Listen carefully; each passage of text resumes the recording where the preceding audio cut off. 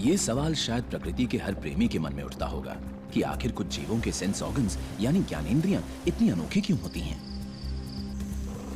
हाथी के बड़े बड़े कान, तितली के एंटेना जो नजदीक से नरम रोए जैसे नजर आते हैं, सांप की दो मुही जीभ और मगरमच्छ जैसों को क्या, जिनकी खाल के सेंसर सेल पर बहुत कम ध्यान जाता है। अब कुदरत ने इन्हें यह खासियतें सिर्फ सजावट के लिए तो नहीं दी होंगी ना। असल में इन जीवों के ये सेंस ऑर्गन्स जैसे हैं, जहां हैं, जिस आकार प्रकार के हैं, उसका एक मकसद है। हमारी तरह ये जीव भी अपनी सेंसेस या इंद्रियों की बदौलत ही आपस में बात करते हैं, अपना रास्ता खोजते हैं, खतरों से बचते हैं और सबसे बढ़कर अपना खाना तलाशते हैं। जब आप देखेंगे कि कुछ जीवों की सेंसेस हमसे कितनी बेहतर हैं, तो ताज्जुब करेंगे कि हम इंसान आहार श्रृंखला में सबसे ऊपर क्यों बने हुए हैं। जीवों की ऐसी ऐसी सुपर सेंसेस हैं जिसकी आप कल्पना भी नहीं कर सकते।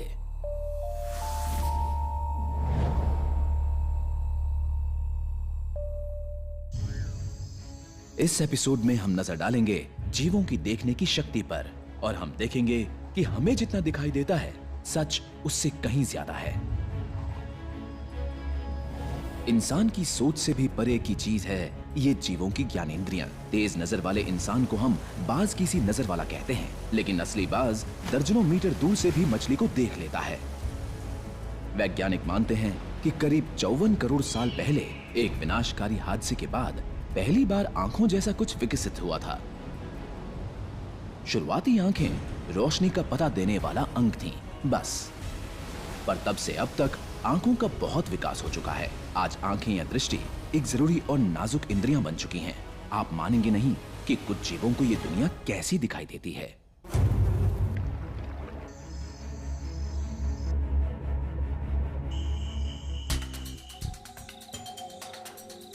हम अक्सर अजीब दृश्य या पक्षी की नजर की बात करते हैं, लेकिन उसका मतलब जानने की कोशिश नहीं करते। सच तो यह है कि बाज, गरुड़ और उल्लू जैसे पक्षियों की नजर हमसे कई गुना ज्यादा तेज होती है। ईगल या गरुड़ मीलों दूर से खरगोशों को देख लेते हैं, जबकि बाज और गिद्ध 3000 से 4500 मीटर ऊपर से जमीन पर घूमते लजीज चूहों को ताड़ लेते हैं, और ताड़ते ही ये पक्षी 100 मील प्रति घंटे की रफ्तार से उन पर झपट पड़ते हैं, और इस दौरान उनका शिकार लगातार उनकी नजर के फोकस में रहता है। ऐसी फुर्ती और रफ्तार पाने के लिए हम इंसानों को जेट फाइटर प्लेन बनाने पड़ते हैं। गरुड़ की नजर जीवों की दुनिया की सबसे दिलकश चीजों में से एक है। जब कोई गरुड़ आसमान से नीचे अपने शिकार पर झपटता है, तब उसकी आंखों की मांसपेशियां लगातार उसके कॉर्निया के टेढ़ेपन और लेंसेज को एडजस्ट करती रहती हैं, ताकि झपटते वक्त घटती हुई दूरी के बावजूद उनका शिकार लगातार उनकी नजरों के फोकस में ही रहे। नैनकिन केस्ट्रल ऑस्ट्रेलिया के खुले इलाकों में आम पाया जाता है। ये दिन में कीड़े मकोड़ों, चूहों और छोटे पक्षियों का शिकार करता है। सभी बाजों की तरह केस्ट्रल की भी अपेक्षाकृत बड़ी आंखें होती हैं। इनमें न सिर्फ घने लाइट रिसेप्टर्स की तरह लंबी स्ट्रिप होती हैं, बल्कि 2 गोल फोविया भी होते हैं। गोल वाले एक पिट में होते हैं जो किसी टेलीफोटो लेंस की तरह काम करते हैं और इमेज को बड़ा कर देते हैं। नैनकिन केस्ट्रल जमीन से 15 मीटर ऊपर मंडराते हुए नीचे कुछ ही सेंटीमीटर लंबे शिकार को देख लेता है ना ये कमाल की नजर। अपनी इसी नजर की बदौलत ये एक कमाल का शिकारी है।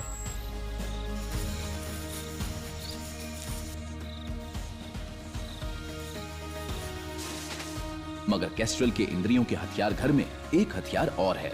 वो अल्ट्रा वायलेट लाइट भी देख सकते हैं। वो पीछा करते हैं उस अल्ट्रा वायलेट लाइट का, जो चूहों के जाने वाले रास्ते पर छूटी उनकी गंध के न्यूरॉन से सहज ही रिफ्लेक्ट होती हैं। उसकी मदद से वो अपने शिकार तक पहुंच जाते हैं।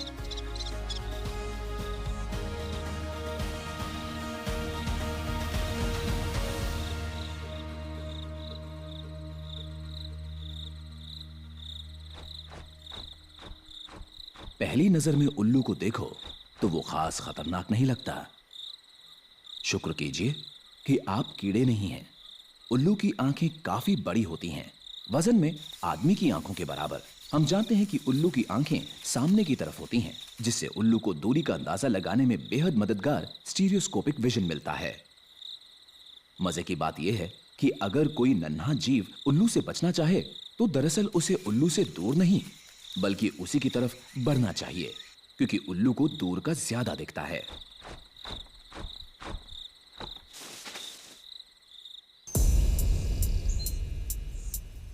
लेकिन जिस प्राणी से मासूम पंछियों को सावधान रहना चाहिए वो जाहिर है कि बिल्ली जाति के प्राणी हैं। फिर चाहे वो जंगल का राजा महाबली शेर हो या फिर सीधी सादी घरेलू बिल्ली, ज्यादातर बिल्लियों की रात की नजर गजब की होती है।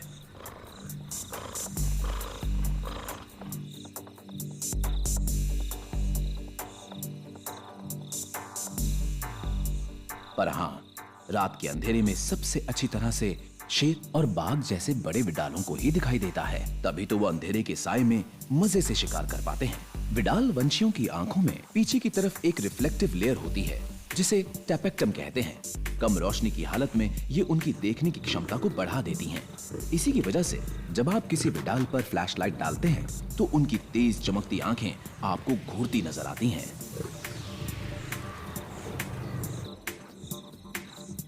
पर सारे विडाल वंशी रात को नहीं जगते। तेज रफ्तार वाला चीता दिन में शिकार करता है और उसे रात में देखने वाली आंखों जैसे छल कपट की भी जरूरत नहीं पड़ती। चीता खुली जगह में और घास के मैदानों में रहता है। जहां शिकार नजर आया, चीता कमाल की रफ्तार से उसके पीछे पड़ जाता है।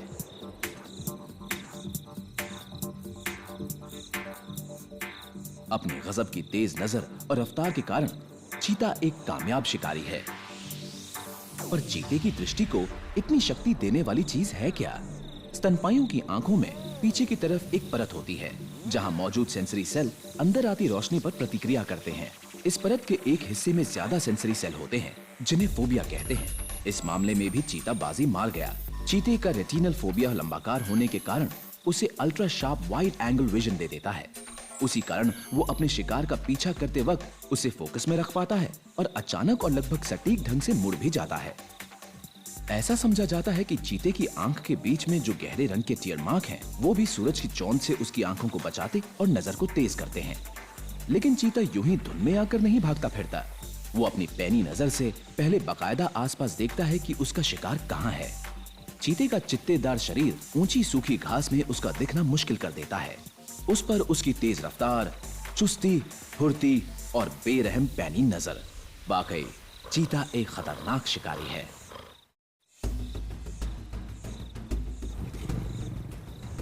एक बड़ा विडाल है जो लगता है जैसे सब पर राज करता है। कम से कम इंसान को तो यही लगता है। लेकिन जंगल का राजा कहलाने के लिए आपके पास होनी चाहिए सबसे सही तालमेल वाली बेहद पैनी ज्ञानेंद्रियां, और उन्हीं की बदौलत शेर बाकी सब शिकारियों पर भारी पड़ जाता है।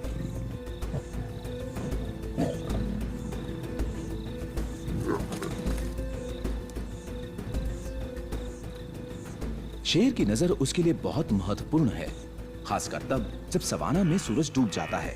कहते हैं कि दिन की उजाले में शेर की नजर हमारे जैसी होती है, पर रात में उसमें बदलाव आ जाता है।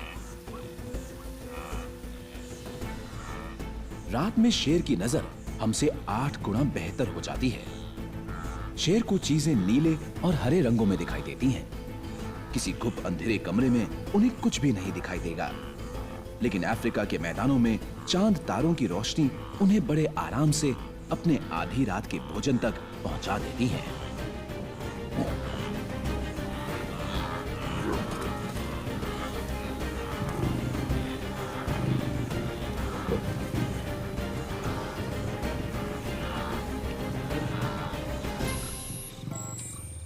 मगर शेर के साथ हमें शेर की दूर की रिश्तेदार बिल्ली को भी याद रखना चाहिए। इनमें ऑस्ट्रेलिया की इस जंगली बिल्ली जैसी बिल्लियों के अलावा हमारी आम घरेलू बिल्लियां भी आ जाती हैं। बिल्लियां सूर्योदय और सूर्यास्त के समय सबसे ज्यादा चुस्त रहती हैं। इन दोनों समय पर बिल्लियों की चुस्ती और जोश के लिए एक खास शब्द है, क्रेपास्कुलर।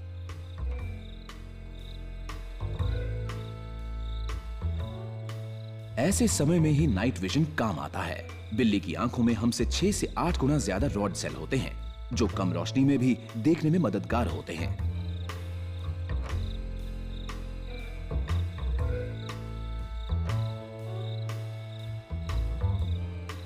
बिल्लियों की पेरिफेरल दृष्टि की रेंज भी बहुत बड़ी होती है। तभी किसी कोने में छिपा कांपता चूहा भी उन्हें कनखियों से दिख जाता है। बिल्लियों की आंखों का अंडे जैसा आकार, बड़े कॉर्नियाज और टपैटम उन्हें जन्मजात रात का शिकारी बना देता है।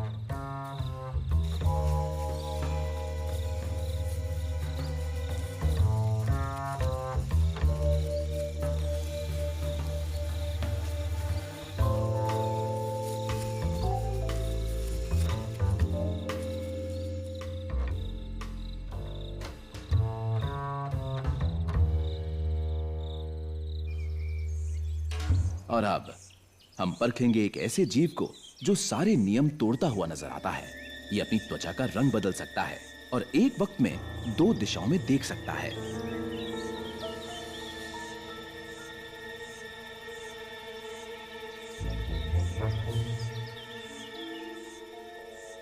गिरगिट की लगभग 160 प्रजातियां हैं, जो मध्य पूर्व से लेकर श्रीलंका तक दुनिया के तमाम वर्षावनों और रेगिस्तानों में पाई जाती हैं।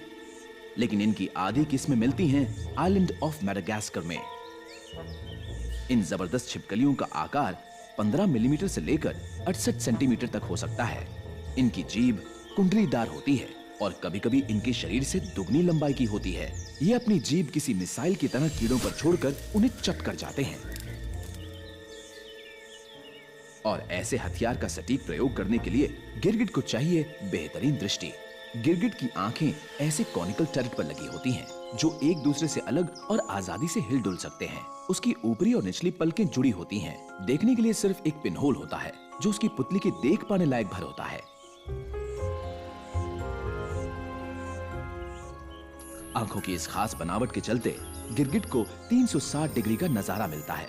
किसी नन्हे टेलीफोटो कैमरा जैसी उसकी आंखें कमाल की तेजी से अपने निशाने पर जूम इन करते हुए गजब की तेजी से फोकस करती हैं।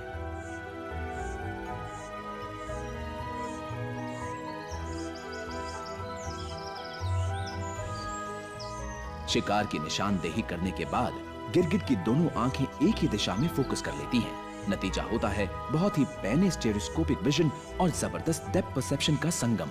उस पे तुर्रा ये कि गिरगिट को प्रत्यक्ष और अल्ट्रावायलेट दोनों तरह की लाइट दिखाई देती है।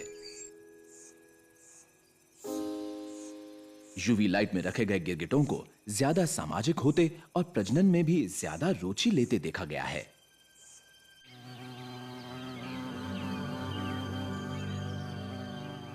वैसे अल्ट्रावायलेट दृष्टि तो सीधे सादे भौरों के पास भी होती है, मगर इंसानी आंख को अल्ट्रावायलेट रेडिएशन शायद कम ही दिखाई देता है।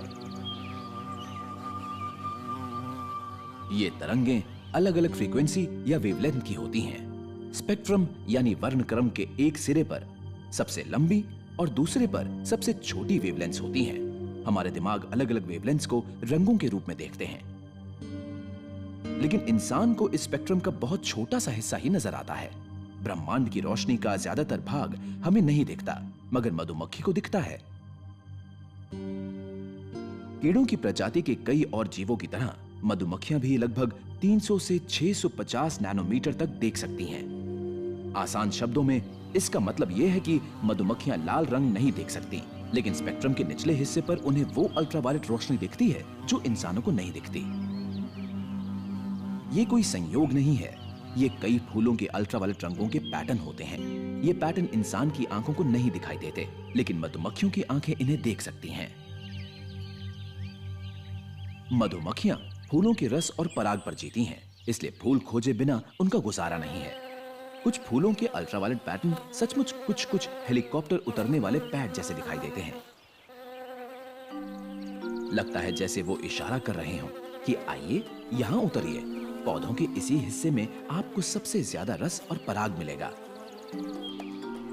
ये सच है कि मधुमक्खियों की सूंघने की शक्ति बहुत अच्छी होती है, मगर दूर से ही फूलों को देखने में काम आती है उनकी कमाल की नजर।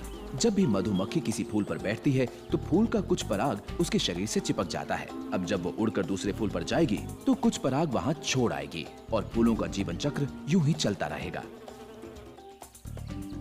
मधुमक्खियों की दृष्टि का विकास इस तरह हुआ है कि उनका तालमेल फूलों से बना रहे।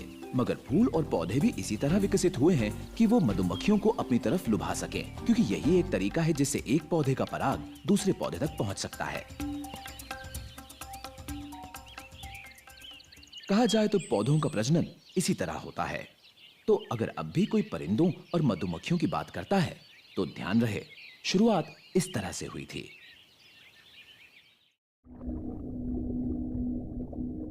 चलिए अब ऐसी जगह चलते हैं जो और भी अंधेरी और रहस्य भरी है, और वो है समंदर और समंदर का तल।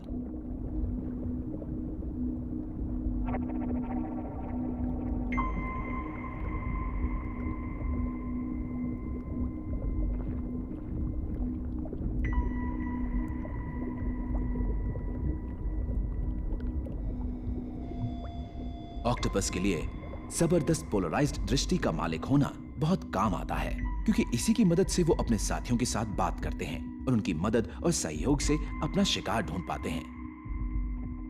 ऑक्टोपस की खाल पर मौजूद क्रोमेटोफोर और रंग बिरंगी कोशिकाएं ऐसे पैटर्न दिखाते हैं जो दूर मौजूद दूसरे ऑक्टोपसों तक उनके सिग्नल पहुंचा देते हैं।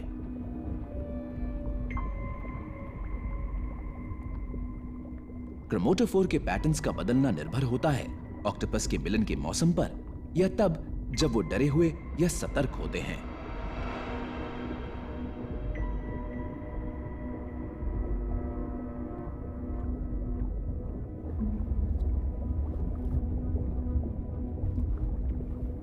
पैटर्न में आने वाले इन बदलावों की वजह से ऑक्टोपस आपस में बात करते हैं, और इसी पोलराइज्ड या ध्रुवीकृत दृष्टि की बदौलत वो और दूसरे सेफेलोपॉड यानी कपालपाद जेलीफिश जैसे पारदर्शी शिकारी को घेर पाते हैं।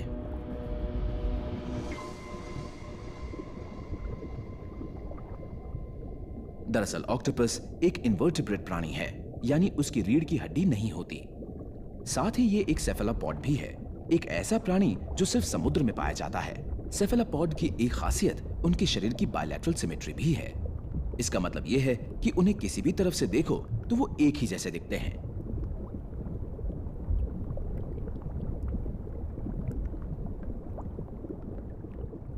उनका बड़ा सा उभरा हुआ सिर होता है और उसी से जुड़ी होती हैं उनकी स्पर्शक भुजाएं या टेंटिकल, जो ऑक्टोपस में 8 होते हैं। स्क्विड और कटलफिश भी सेफेलोपॉड ही हैं। ऑक्टोपस की ही तरह ये दोनों भी रोशनी के पोलराइजेशन या ध्रुवीकरण में फर्क कर पाते हैं।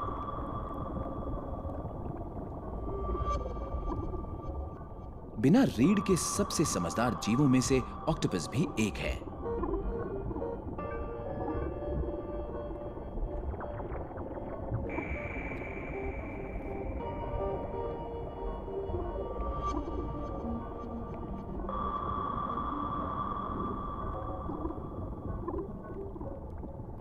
ऑक्टोपस की आंखें अंदर को मुड़ी होती हैं, पर इससे फर्क नहीं पड़ता, क्योंकि हर ऑक्टोपस की आंख में होता है एक रेटिना, एक कॉर्निया, एक आइरिस, एक लेंस और अंदर भरा तरल, और ये आंख क्रमिक विकास की इंजीनियरिंग का नायाब नमूना है।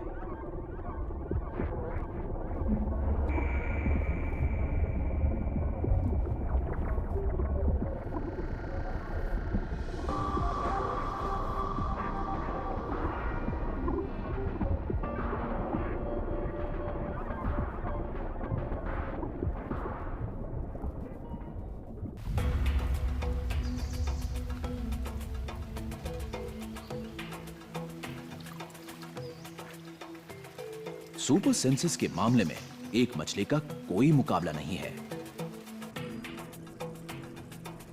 आर्चर फिश आमतौर पर ताजे पानी में पाई जाती है। इसकी जैसी और कोई मछली नहीं है, क्योंकि ये पानी के बाहर रहने वालों का शिकार करती है।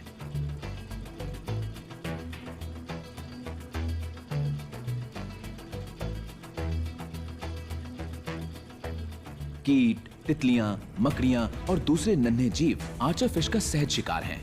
वो इनका शिकार तब करती हैं जब वो एकदम पास वाली डालियों पर आ जाते हैं।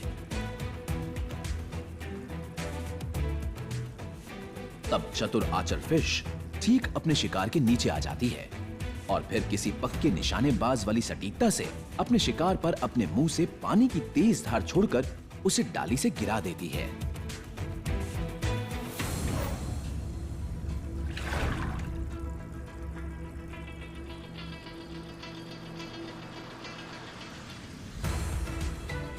आर्चरफिश का निशाना इतना सटीक होता है कि उनका शिकार पहले ही वार में नीचे गिराता है, और जब वो बेचारा नीचे गिराता है तो जीत की कामयाबी से खुश आर्चरफिश उसकी दावत उड़ाने सतह पर पहुंच जाती है, इस बात से संतुष्ट कि उसकी मेहनत रंग लाई।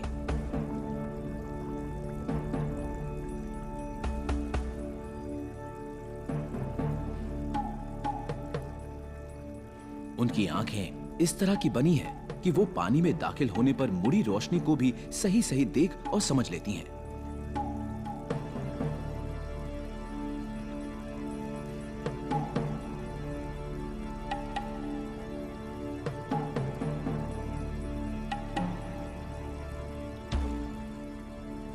आंखों की यही अनूठी बनावट उन्हें शिकार पर सटीक निशाना लगाने में भी सहायक बनती हैं।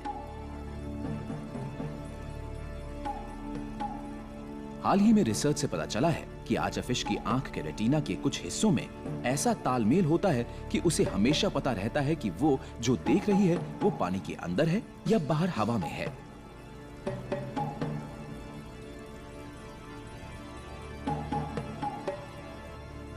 जब उसके रेटिना का निचला हिस्सा उठता है तो समझो आर्चरफिश पानी के बाहर देख रही है, और जब उसके रेटिना का ऊपर वाला हिस्सा झुके तो समझो कि आर्चरफिश पानी की सतह के नीचे देख रही है।